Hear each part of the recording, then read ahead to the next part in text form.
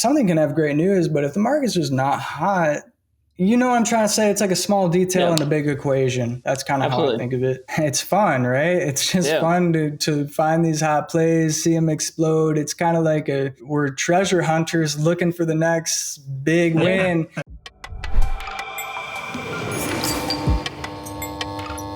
What's up, everybody? We're back with the After Hours podcast. Today we have Dan Irish. Dan is famously known for trading small caps and making millions while doing it. He's a killer long trader, so I'm really excited to hear from him. So, Dan, thank you for coming on today. Thanks for having me, guys. Of course, man. Of course. That is awesome. So, Dan, for those that are not familiar with you, could you just briefly walk us through how you got into trading? Sure. So, around 2017, I was kind of struggling with college and just didn't really know, the life path. Everybody was telling me I got to go to college, and part of me always knew that it just wasn't going to work out for me. Just nothing really interested me. I tried to go into accounting and finance, things like that. And, I kind of was into it, but it wasn't enough for me. It just didn't really stimulate the brain the way I wanted. So I looked into alternative life paths, and I found Tim Sykes on YouTube. That rabbit hole, there's just tons and tons of videos about that. And that pretty much inspired me to give it a try. So it's crazy, man. Everyone started the same way with Tim Sykes. It's just like he was that guy back then that just got everyone hooked.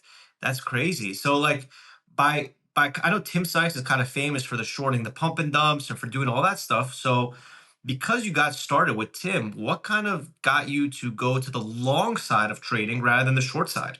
Well, for me, it was always, I just wanted what I considered the most simplistic approach.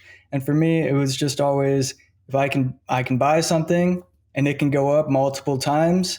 If I short something, well, I can only make, you know what I'm trying to say? Like it can only go down the max amount of the stock, but it could squeeze like multiple times. And I just figured, well, there's a lot more risk doing that. And I'm just going to focus on long trading because I just think less stress and that's just what I wanted to do. That's awesome. Did you find success right away, or was it like one of those things that it took you like a couple of years or something like that to find that consistency? It took me a couple of years for sure. I tell people that I probably, when it comes to natural ability, I don't have that. I just don't. It's just I'm the type of person, it takes me a long time to get things. But then when I do get them, I can get them pretty good because I'm kind of a grinder. I'll grind many hours to kind of get better at something, and then I'll try to perfect my craft. And so it was really tough. I started with real money. I lost a portion of it. I mean, I started with like 28K account because I wanted to get over PDT rule.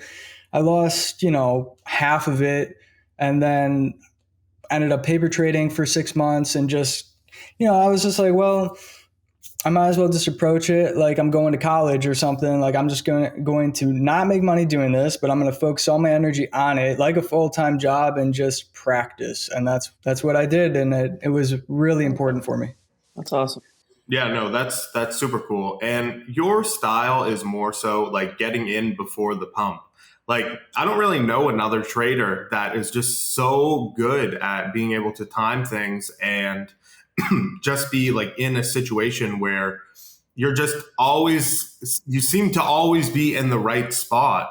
So what was it that you kind of like tracked and learned early on to be able to put yourself in those positions consistently? Well, for me, it was about finding all of the details. Like there's a lot of little details, little things that I picked up on that I was able to feel like over time. You can just feel, okay, these details are leading to this event or this type of risk reward ratio. And so that's what it was about. This strategy has a low success rate. So I think my win rate is right now it's 37%, which is it's really bad. I mean, when I was consistent and trading a lot better, it was around 41%, which I know it's like, oh, that's like really 37 to 41. What's the difference? But it's kind of an overall theme. I mean, before I go into anything else, I should just mention that I did have a lot of success during the major bull market run, right? And then I got distracted with things because you become successful and then you have money and then you can invest. Like I invested in a house, for example, and fixer uppers. So a lot of my time and energy went into that. And it's like life, in a way, it gets complicated when you do succeed. So then I have to balance and juggle all these new things, right?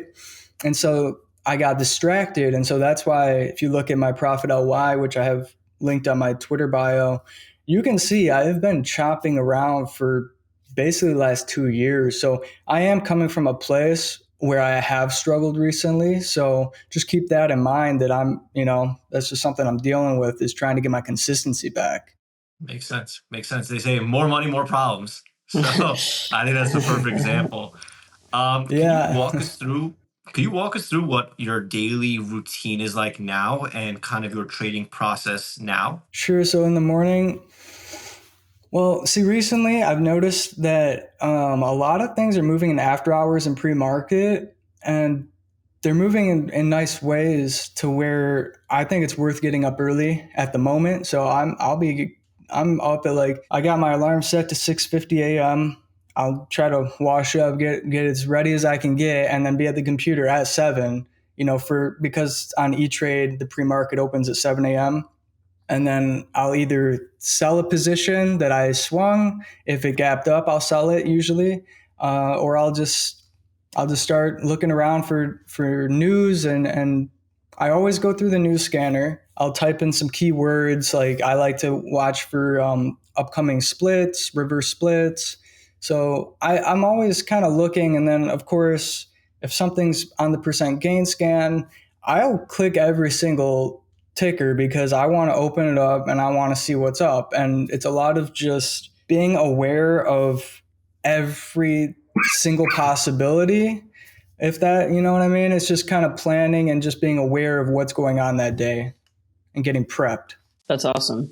I mean, I just wanted to kind of touch back on, I know you mentioned that you were having like some struggles over the past like 2 years or so, or just kind of chopping around. How do you deal with that mentally and still have like kind of the willpower to like wake up every morning and like get to the desk and say, I'm going to continue this process? Yeah, I think now I'm it's almost like I've backtracked. Like I feel more similar to when I first started trading now than I have ever before in my career, as far as the lack of confidence in yourself, because it is tough. It is tough to chop around like that. It's tough to have these massive upswings and then massive downswings. It's like I question myself, like, what am I doing? Like I got to get it together.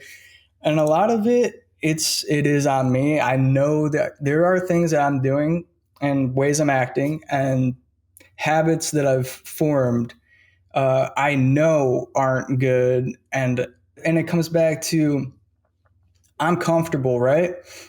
As far as monetary, like I have a home, I've got enough money in the bank to be comfortable.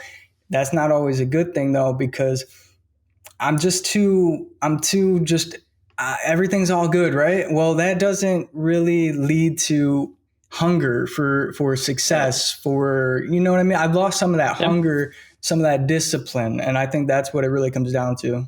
Yeah, no, that makes sense. And, I followed you for a long time on Twitter and social media and all that. And I've always noticed that you've been someone to use size. You use some pretty good like share size when like longing these things or swinging these things.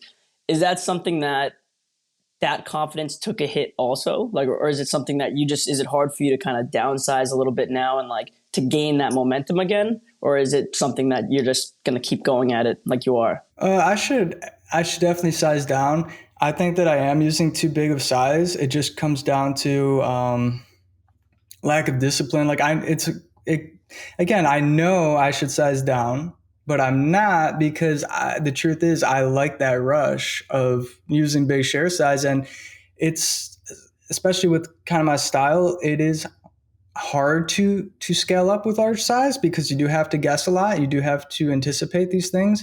And using big size, it just opens you up to a lot of variance.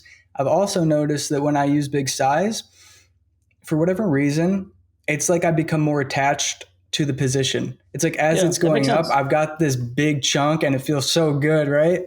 and I just don't want to let it go. I don't want to lock in profits. So there's been a lot of that. It's like, oh man, I just love this big position. I just won't let it go. And that's a problem for me as well. So using smaller size, it is a big reason why I was so consistent. And I might have to just go back to kind of, and I say small, but it really wasn't even small. I mean, I was still making great money. Like it's just, it's just I'm at this point where I'm just maybe chasing the dopamine a little bit too much. Yeah, I mean, Alex talks about that all the time. It's hard once you're familiar with like large size. It's like you see those massive profits, and then it's like you almost feel like it's a slap in the face to go back down. But like really, sometimes it's the best thing for you. Yeah, I'd like to kind of go over. Can you guys see my screen for this one? Yep. Yeah. Yep. I'd like to kind of go over this trade because this was like a really what I would consider like a very like well executed trade that you did. Could you maybe kind of like walk us through your thought process on this one? Okay, just load it up. This is OPGN, right? Yeah, sure. So let's see. It would be easier for me if I could share my screen. Okay, so we got share screen. We need like an IT department here for these. I don't know. I don't know what I'm doing. Let's see. This one. Oh, perfect. All right. Did it work? Man, I haven't seen stocks to trade for so long. It's so clean. Yeah. Stocks to trade, I've stuck with this platform since the very beginning, but I am bummed that they got rid of their Twitter scanner, I think it was called. Yep. Dude, that was great. I miss it. Yeah, I wish. especially for longing, that has to be huge. Yeah, because a lot of times, I mean, news can sometimes take a little bit to pop up and see it, right? And it's like with the Twitter scanner, it just was like immediate. But anyways, let's go over this OPGN trade. So the very beginning, right, is this day here, October 29th. You see it had this gap up. Okay, so that was, whenever I said beginning, it's like this is the start of watching the stock because something significant happens. Oh no, stocks to trade. Don't fail me like this. Oh shit, Tim Sykes is gonna ask us to edit it out. Bro, what the? Oh, come on, stocks to trade, please. Okay, yeah, so it was this day here, right? Now, it looks insane, right? It looks huge and insane. Now, of course, once you back up, it's like, oh, that's a small little pop, right? It's like this move was just an absurd. Yeah, so it had this little pop here, and whenever a stock does, has news and it pops up like this, I mean, I'm going to be watching it for basically as long as it can hold those gains. I'll be watching it. And I mean, as you can see, it held those gains pretty well, and it consolidated at this kind of, I would say, around a 40-cent average over the period of this like 2-week period here. And so what I'm looking for is, I'm a big like symmetric triangle person. So as you can see, it's making this triangle pattern.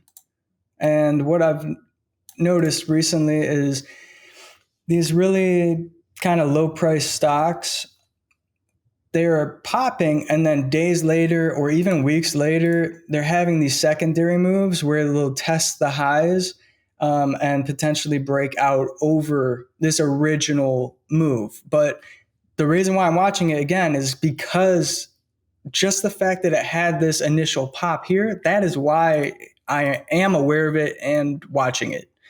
And then on this day here, funny thing about this day, let me see here. So now I gotta change my view a bit, but I actually bought like 75,000 shares at come back. Oh yeah, so I had a ton of shares either on this day or the day before. I was trying to time it, is what I'm trying to say. I was trying to time it, but it just never. And that's back in the day. I felt like more things would pop during the market hours where I could get in, and then during the live trading hours, it would give me the initial kind of start. And now I'm kind of seeing a trend where it's either happening after hours or pre-market, which makes it much more frustrating. It just, everything's harder to time, as pretty much. But anyways, so I wasn't in it in after hours, but then I saw it popping up. Now the key, there is another key before this, and the key is SECO. So I noticed that this stock on that exact same day, it had a little perk before close, and then it just started flying. And this had already happened. And so I was aware that these penny stocks, these kind of low price stocks, are doing insane things right now. So I can be a bit more aggressive. And then I just started thinking, okay, what other low price stocks are kind of holding gains that might have a secondary move? And OPGN just came to my mind. So I pulled the stock up, and as I pulled it up, I started to see volume pushing up into this 40 level. And I didn't even think, it was just like a reaction. I just quickly, 20,000 shares, boom, 45 limit. And I got filled at 42 for 20,000 shares. I was probably risking 38, and it just started taking off. And at that point, SCCO just went so crazy. I was like, I am going to just have some patience on this and try to get like 250 or something like that. Now I probably should have just sold it in the twos, right? I mean, realistically, I don't even like that I held it as long as I held it. And I got extremely fortunate that it gapped up the next morning. Because when you see something go from 240 down to a 1, you're like, did I just lose like $30,000 in profits? I was kind of freaking out, but I got lucky and it gapped up, and I didn't, it's like, it's at 3, it hit my profit target. I didn't wait around. I just sold it as soon as I got up. Dan, is liquidity ever an issue for you? Like in these after hours times, like is it ever tough for you to actually get to your full position size, or like determine your risk, like getting out if it doesn't work? Yeah, well, the thing is about these after hours plays is I don't do them very often. It's kind of rare that I do them, but if I do them, it's because it's really hot. There's a lot of liquidity coming in.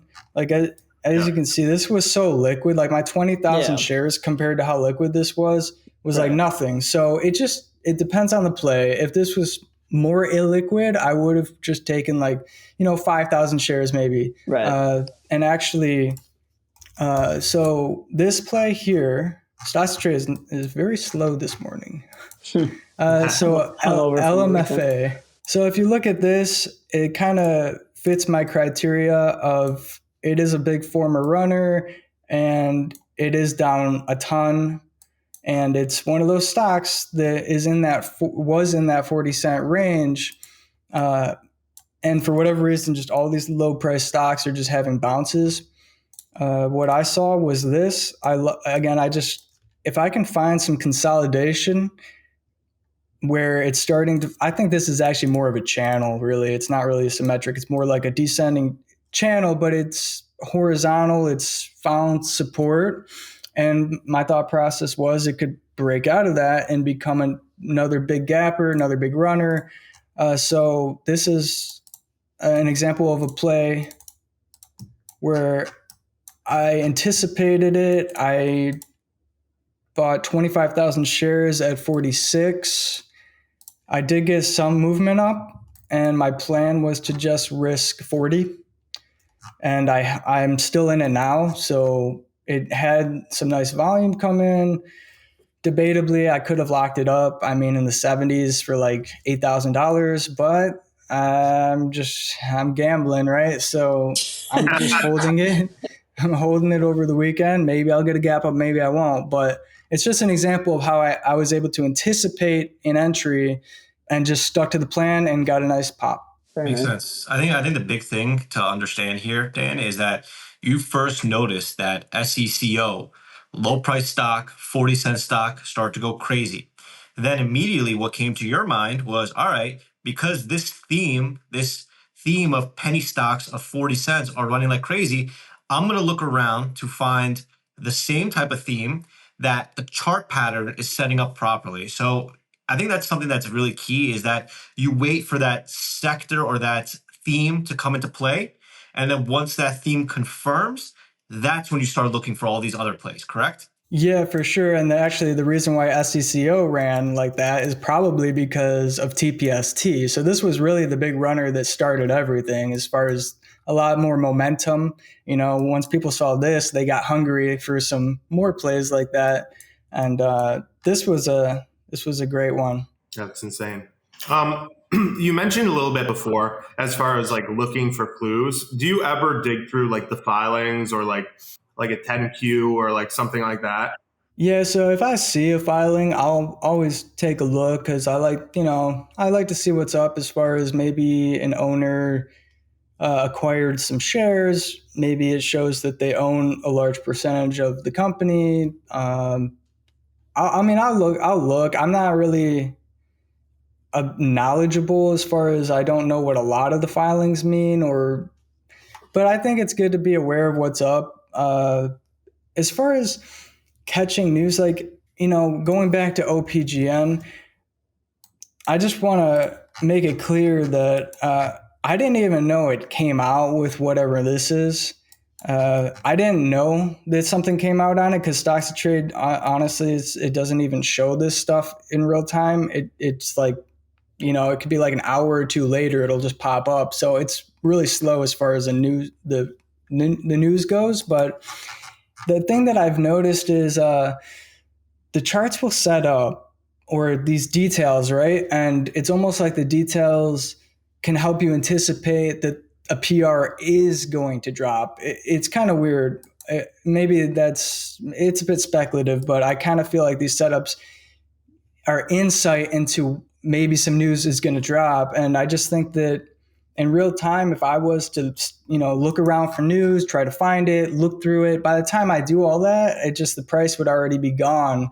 So, it's not really a big factor for me. I'm more about the details of how the chart looks, how it forms, how hot the market is, things like that.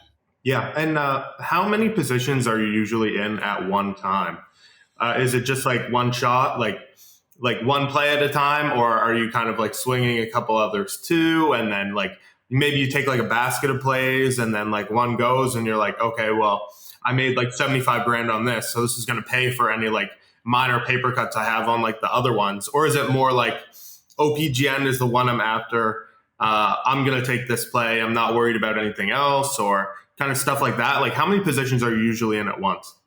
Usually, well, these days, probably like 5 positions at once. It used to be I tried to just focus on one, play it, complete it, and then just focus on other ones. But it's harder to do that now because everything moves slower. Everything takes more time than it used to.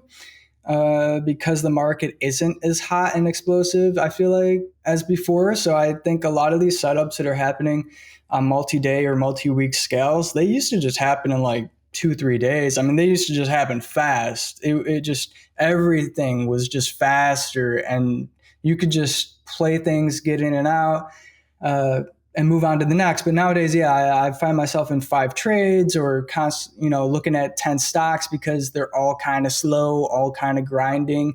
And I mean, it's a lot tougher to manage your attention these days, I feel like. So yeah, about 5. But as far as swinging goes, I try to maybe swing like one stock. I don't like swing trading. I really don't like it.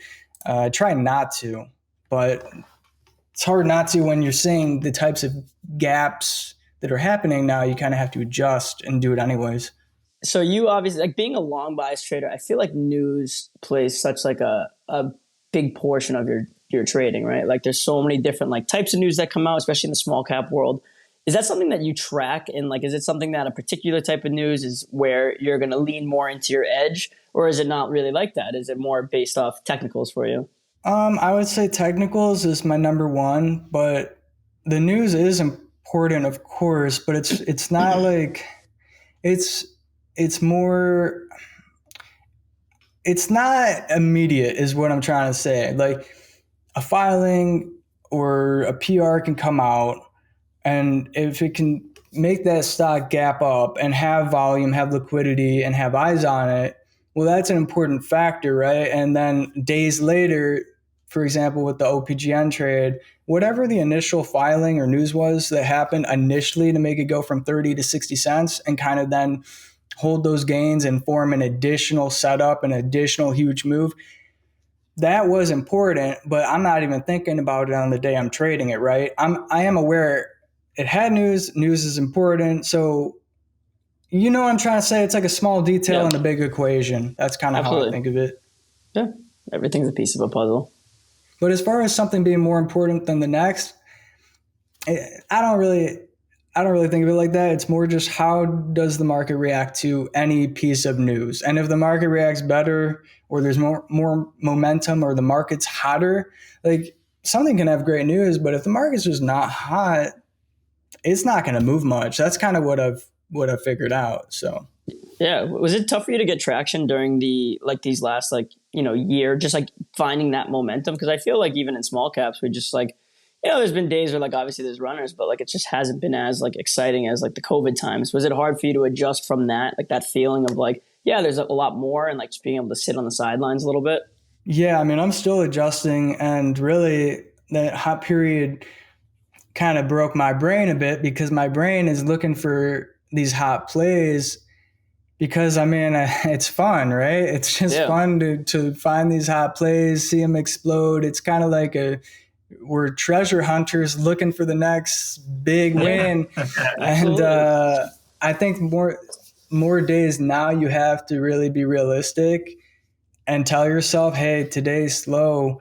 It's, I'm getting in things, or I'm taking an entry, and it immediately goes against me every time. The algorithm's just not set to bullish today. It's set to chop, for example. Like you got it. And that's a whole nother story and a whole speculative thing. But I think that a lot of moves and a lot of success is just based on kind of this overall market feel, this algorithm, this entity. There's something there that I can't really put into words, but you have to, if you feel it's not on today, you just got to be realistic and walk away, or just control yourself and not trade. And that is what I've struggled with the most, is just adjusting to those slow days and just stepping away so I don't give away my profits from the hot days. Yeah, dude. I mean, it's so freaking important. Like Alex talks about it all the time in chat room, is like, or in MIC is like, there's days where like the stocks are just squeezing the living out of short sellers, and we're like, this is not the day to push. This is the day to like size way down. It's just like it's not in our favor today, right? And it's pretty cool that you gotta have like a feel for that and like a pace in the market for that. Yeah, and actually, I think yesterday, which was Friday, I actually think it was one of the good days where it seemed like things were holding trends, and they were bullish. And let me just gonna share real quick. Yeah, no problem. Okay, so MTC was a really great stock the last few days. So this stock was very bullish. I played it on Thursday and Friday. So made a morning move here, and then it formed this afternoon kind of. Now this is what I would consider like a completed. It's just completely washed out. It's formed its symmetric triangle, like it's ready to break up or down. And I love seeing this setup, and I've seen it less lately in the last year. I mean, I see this exact setup happen like intraday like this, like in the middle of the day. I see it a lot less often than during the hot period. I mean, you'd get like 2 or 3 of these per day. But anyways, I was able to take 179, and then I sold it at 224.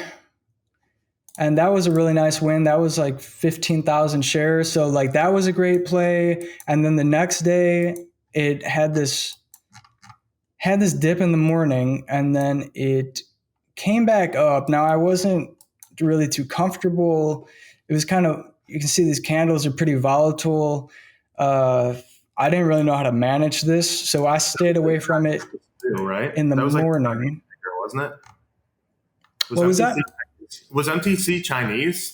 I don't know what this is actually. I don't know if it's. I think it is a Chinese company. It's Hong Kong, yeah.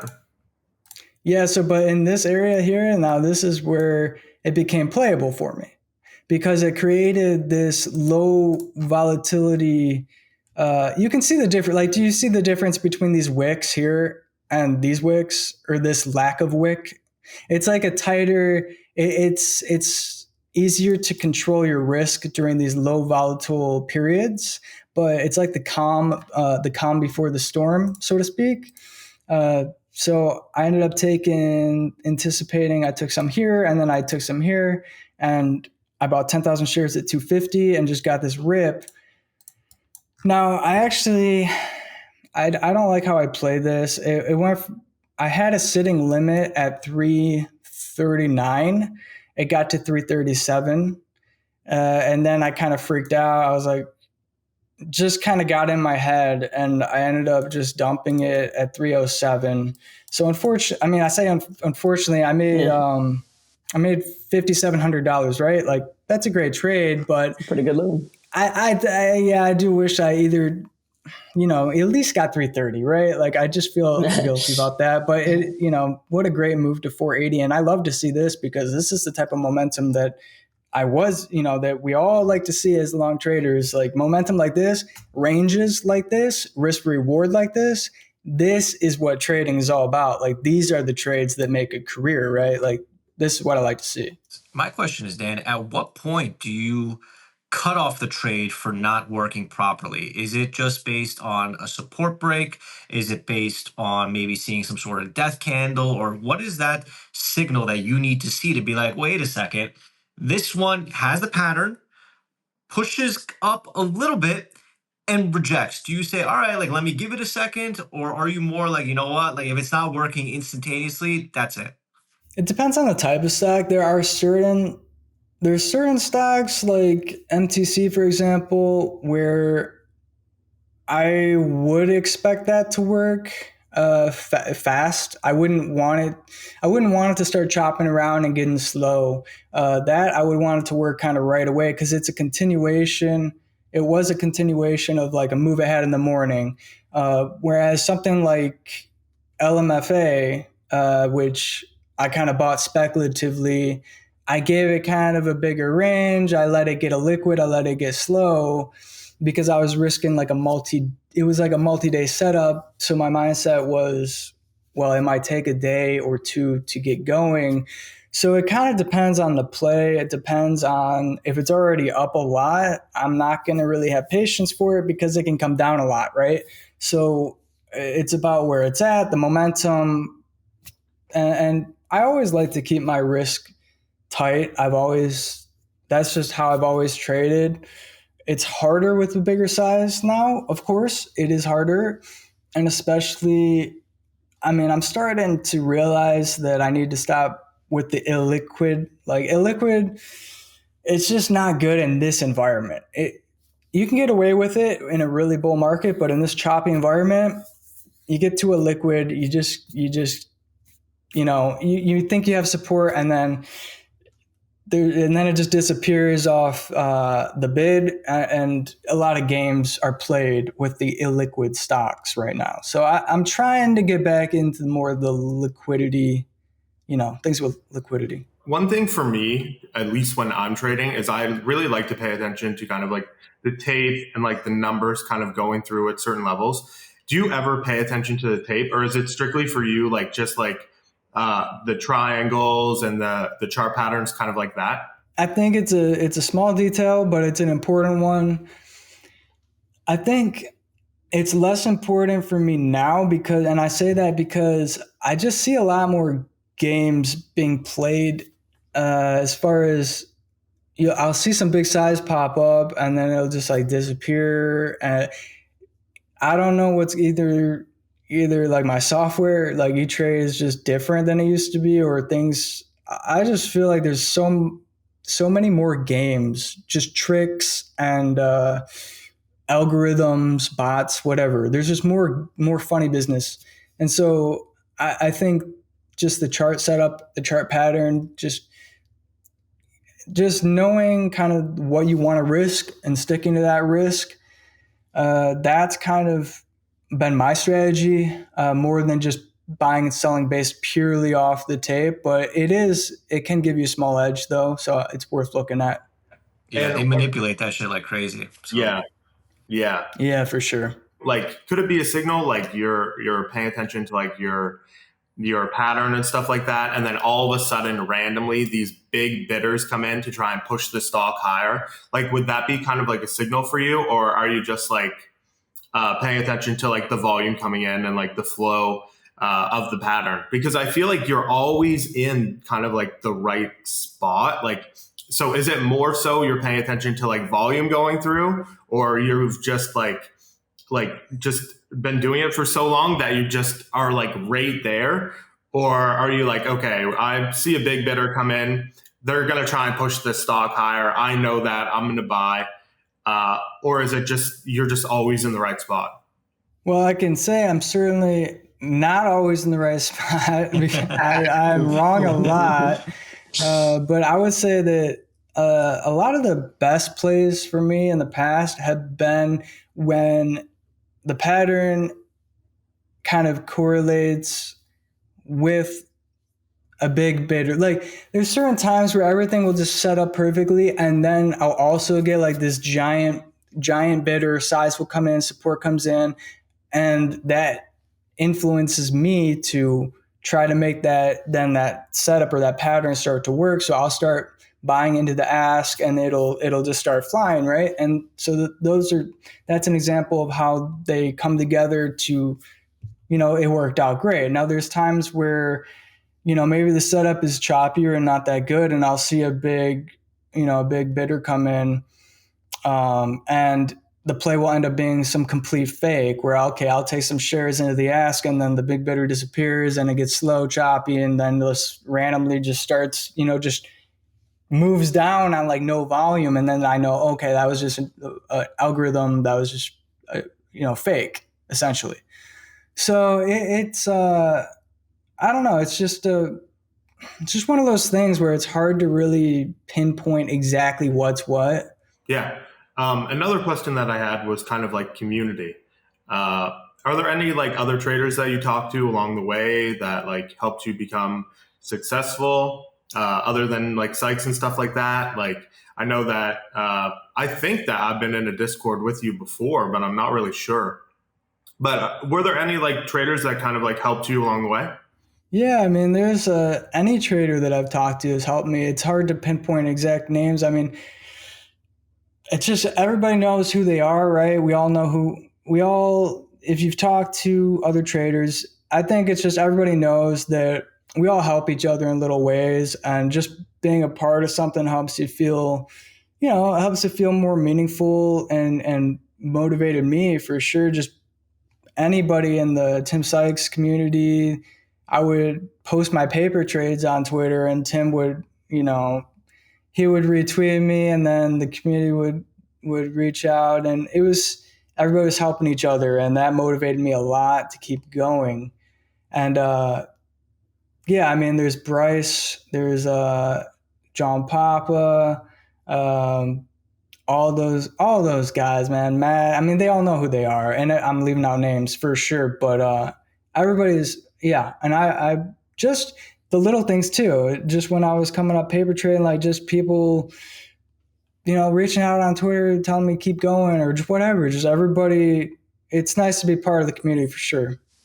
That's awesome, man. I kind of had a question. I think this is a good transition to it. Is that how do you manage your stress outside of the trading world? Because like you have like we're talking about people who have influenced you and like a support system. How do you handle stress outside of the trading world?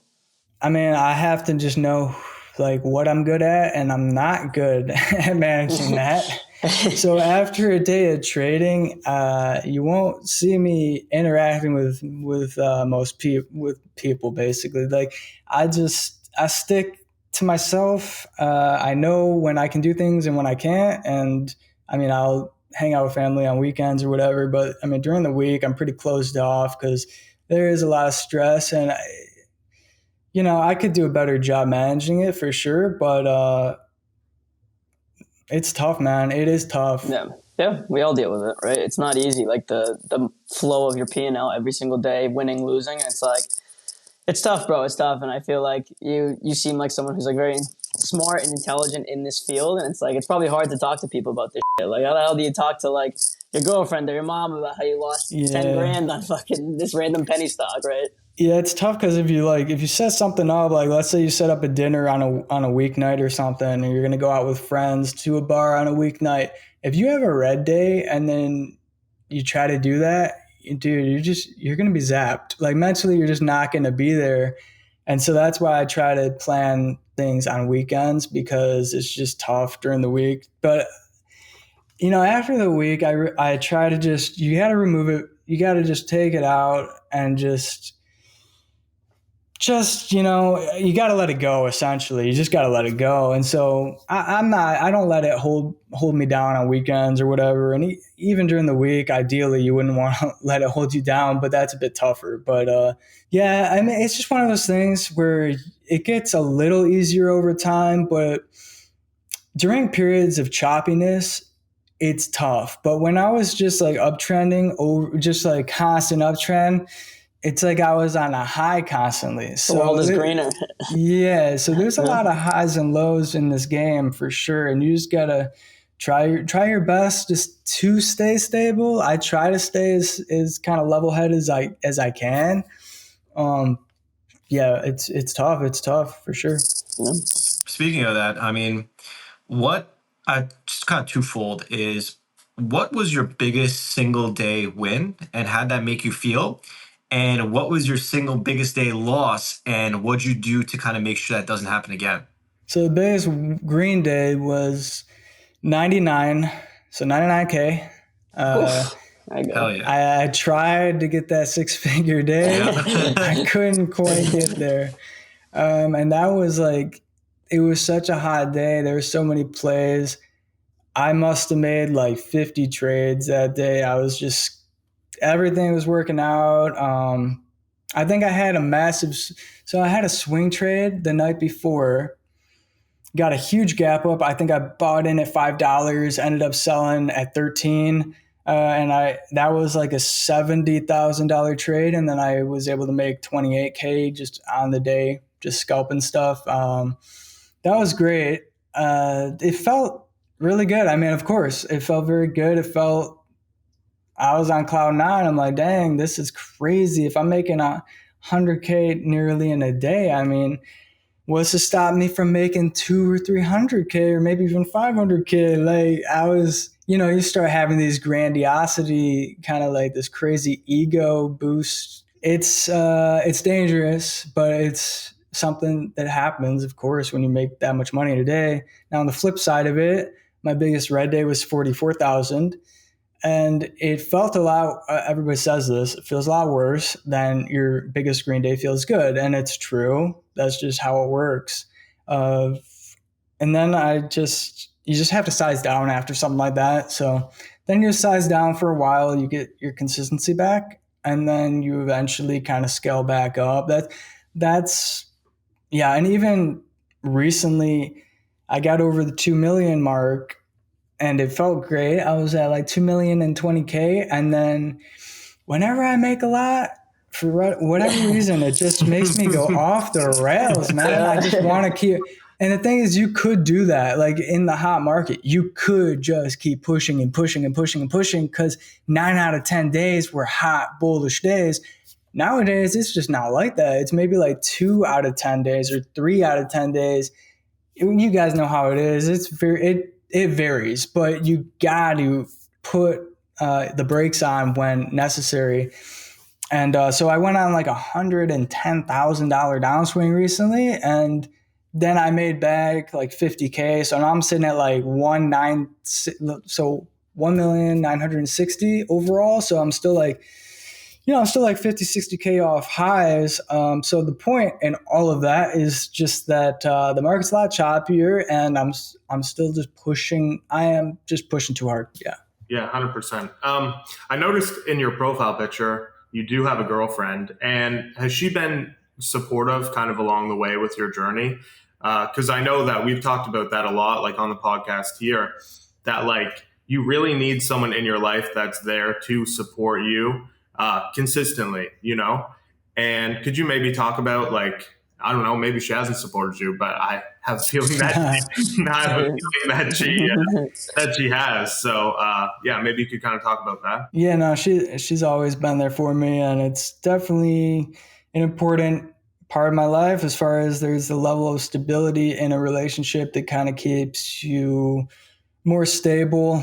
As far as my job is so unstable and so crazy, it's nice to have some stability in the personal side of things to keep you kind of leveled out. And that's it. Very important for me personally. Now everybody's going to have a different personality type and this and that. So, I can't speak for everybody, but for me, it's been very important. She's always definitely had my back, and she just encourages me, and we've been together before I even started trading. So she's always been there for me. It's been great. Now I'm sure you guys know, we all have people that are like, stop dreaming and get back to reality. It's time, enough of these games. As far as like when you're starting, they just they're scared by it, right? It makes them uncomfortable. Not everybody is going to want to gamble, right?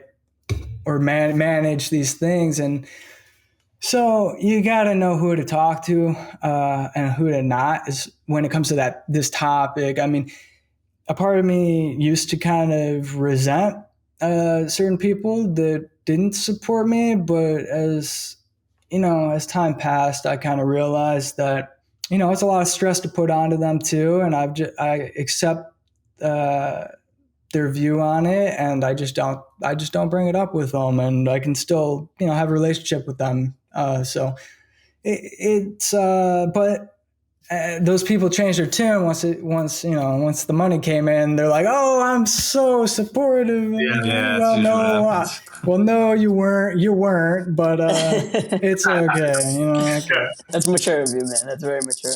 Speaking of that, Dan, my question is, now that you've made some money, how do you diversify your income, like outside of trading? Like, how do you take that money out of the market and manage it in a way that kind of allows you to not solely depend on trading? Oh, well, I don't. I mean, I don't really have any crazy investments. Well, of course, I did purchase a home, right? So I kind of thought of it like I was diversifying as a hedge against inflation, because, if inflation goes crazy, then home prices are probably going to go crazy too with inflation. So I was like, well, this is kind of an investment.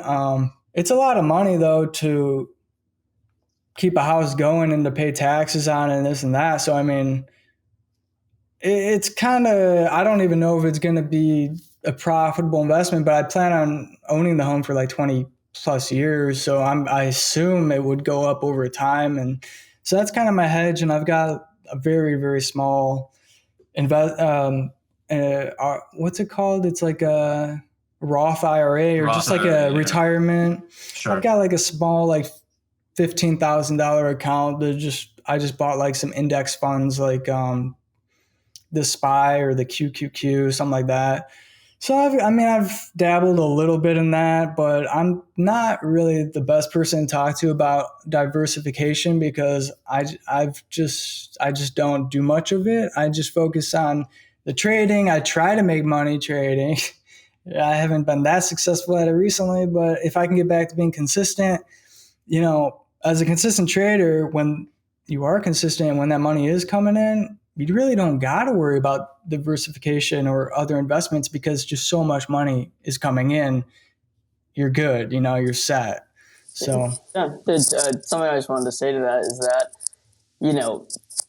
I think something for you to remember, and just like I've heard Alex tell me this stuff all the time, is like dude, if you've gotten there before, like you can do it again. And like this interview has been like honestly one of my favorites because just talking to you, you seem very, like I said, you're smart and you explain things in a way that like I know nothing about long trading. Like that's where I'm so stupid, but you make it sound so good and very awesome. So, Well, I appreciate that. of course, man, we really appreciate having you on, and hopefully in the future we can have you on again sometime. Yeah, man. Perfect. Love to. That was awesome. Thanks for coming on, man. Dude, that was great. Thanks, guys.